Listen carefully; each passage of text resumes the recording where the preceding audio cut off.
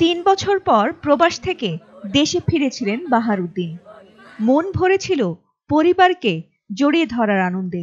আশা ছিল স্ত্রী, কন্যা, মা সবাইকে কাছে পেয়ে কাটাবেন কিছু সুখের মুহূর্ত। কিন্তু ভাগ্য যেন এক নির্মম নিষ্ঠুরতায় হানা দিল। নোয়াখালীর বেগমগঞ্জে ঘটে গেল এক ভয়াবহ সড়ক দুর্ঘটনা, যেখানে নিভে গেছে তার পরিবারের 7 জনের জীবন। এলাকা জুড়ে চলছে শোকের মাতম। স্বজন ও এলাকাবাসী জানায়, মঙ্গলবার রাতে ঢাকা বিমানবন্দরে নামে তার ফ্লাইট। তাকে আনতে পরিবারের 12 জন সদস্য ঢাকায় গিয়েছিলেন। বুধবার ভোরে বিমানবন্দর থেকে ফেরার পথে নোয়াখালী লক্ষ্মীপুর আঞ্চলিক মহাসড়কের চন্দ্রগঞ্জ পূর্ব বাজার এলাকায় ঘটে যায় এ বিভীষিকাময় ঘটনাটি। অতিরিক্ত গতি আর নিয়ন্ত্রণ হারিয়ে মাইক্রোবাসটি পড়ে যায় পাশের খালে।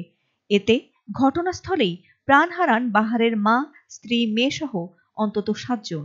আমরা এয়ারপোর্টে গেছি আনতাম, আমরা লোক গেছি 13 জন। 13 জনের 4 জন বাইরে হয়েছি আর 7 জন মারা গেছে। অ্যাক্সিডেন্ট করছে ড্রাইভার ঘুম যায়। তারপরে দিয়ে আমরা সমনিয়া আইসিলারে কইছি তুই কতক্ষণ ঘুম যাইল, আমরা দরকারের পরে যাই। এ কইছে যে না চলে যাই, মা আইসি এনতাই যান তখন চলে যাই। এ মানে ঘুমের কোন মানে ঝাঁকড়া দিয়ে উড়িয়ে মানে গাড়িরে উত্তরমুখ কাটি খালের দিকে হালাই দিছে। সালার ভিতরে আমি কইছি যে লক খোল, লকটা খুলি দে। লক খুললে যে মিলে বাসি হয়েছে গাড়ি, এই মিলে বেকুম বাড়ে যায়, গাড়ি হরে ঢুকবে। গাড়ি ঢুকছে অন্তত 1.5 ঘন্টার পরে। নৌকার মতো গেছে গাড়ি, নৌকার মতো। শুয়ারে বাচ্চা গাড়ির ডাইনে দিয়ে ইগার গেট সাফ খুলি, ইগার ডাইনে হরে ইগার কালে চলি। গাড়িকে ধরানো আর গেছিল পরিবারের দুঃখ গোছানোর জন্য বিদেশ। সড়ক দুর্ঘটনায় শোকে ছায়া নেমে এসেছে পুরো এলাকায়। আমরা এলাকাবাসী পুরো শোকাহত এবং মর্মাহত। দুর্ঘটনায় সৌভাগ্যক্রমে বেঁচে গেছেন বাহারউদ্দিন, কিন্তু তার চোখে এখন শুধুই শূন্যতা। কান্না ভেজা কণ্ঠে তিনি চাইলেন চালকের শাস্তি। তারা বলতেছে আমরা সকালবেলা যাবো, সে বলতেছে না ভাই আল্লাহর কথা হয়েছে আমি যাবো আস্তে আস্তে, সমস্যা নাই। তারপর সেই রাস্তার মধ্যে আমরা যখন কুমিল্লা হয়ে মহিফাল হয়ে আসতেছি, আমার সাথে আরেকজন ছিল, সে ওই জায়গায় নামবো। সে মহিফালের আগে একটা ড্রাম ট্রাকের সাথে বাস এক সুতা ওই জায়গাতে কাট লইছে, বাস একটুর জন্য বাঁচে গেছে। সাইডে যাই আরেকটার সাথে যাই বসা গেছে। তারপর তার ওই জায়গা থেকে আমরা একটা গ্যাস পাম্প আছে, তেল পাম্প আছে, টাইম না কি একটা নাম, ওই জায়গাতে নামার পরে তারা বলতেছে তুমি আধা ঘন্টা ঘুমো, আমরা এই জায়গাতে রেস্ট করবো, সমস্যা না, আধা ঘন্টা আমরা ঘুমো, আমার বহুত টাইম আছে, আমরা এখন কোনো বিমানে যাইতেছি না।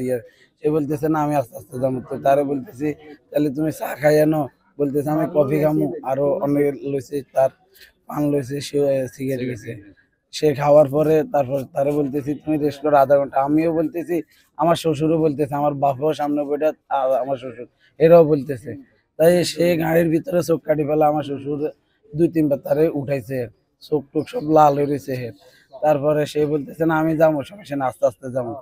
সে চন্নগঞ্জে চন্নগঞ্জ পূর্ব বাজারের একটু আগে চেয়ারম্যানের যাতে আসি, সাথে সাথে গাড়িরে খালি রোডের উপরে ওইদিকে নামাই দিচ্ছে। চন্দ্রগঞ্জ হাইওয়ে থানার ওসি মোবারক হোসেন বলেন, প্রাথমিকভাবে ধারণা করা হচ্ছে অতিরিক্ত গতি ও নিয়ন্ত্রণ হারানোর কারণেই দুর্ঘটনাটি ঘটে। গাড়িটি জব্দ করা হয়েছে আর চালককে আটকের চেষ্টা চলছে।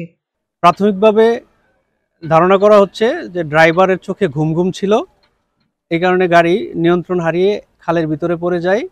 পুরুষ সদস্য যারা ছিল তারা জানলা দিয়ে, অর্থাৎ হায়েস গাড়ির জানলা দিয়ে কোনো রকমে বেঁচে ফিরতে পেরেছে। মহিলা এবং শিশুরা বের হতে পারেনি।